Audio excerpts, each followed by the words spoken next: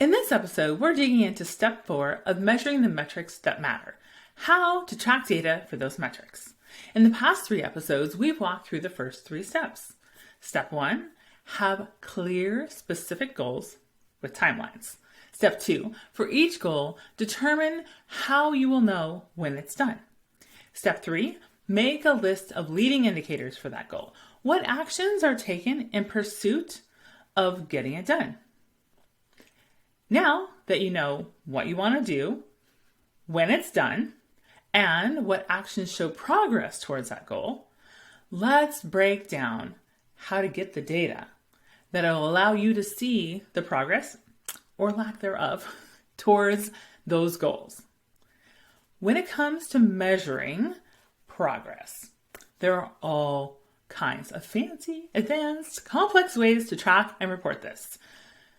And while that type of automated dashboard may ultimately be desirable, it's usually not the place to get started.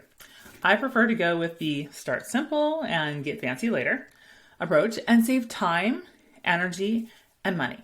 Here's the thing. If we build a complex system for the first version, there's likely a lot of things we don't know, learnings we'll have, and then the complex system has to be updated, which can be some heavy lifting.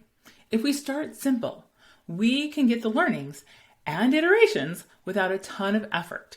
And once we have a well-defined and tested system, then we can put in the automation or other systems that support less manual work there. Great. The other challenge with gathering the data is it's hard to know where to start. And once started, trying to be consistent. So let's take a moment and sync up on the purpose of having this information. The purpose is to evaluate progress towards our stated goals and have real-time information to make adjustments to those activities and stay on course. In other words, to connect the dots between the effort we're making, the effort that we're putting in, and the results that come from those efforts. So what if there could be a simple way to capture this data that is needed to regularly check in and see if we're on track with the defined leading indicators? There it is! The simplest version of tracking anything is to set up a scorecard. See, I didn't even really have to explain it to you.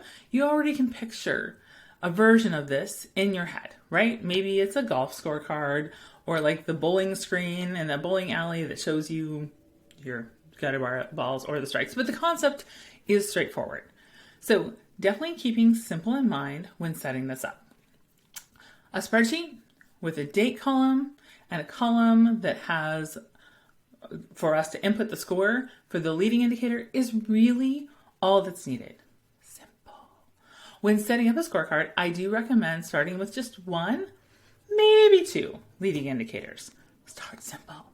If we go back to the leading indicators we discussed in the last episode, for weight loss, we might choose to track the number of workouts, minutes, and the number of steps per week.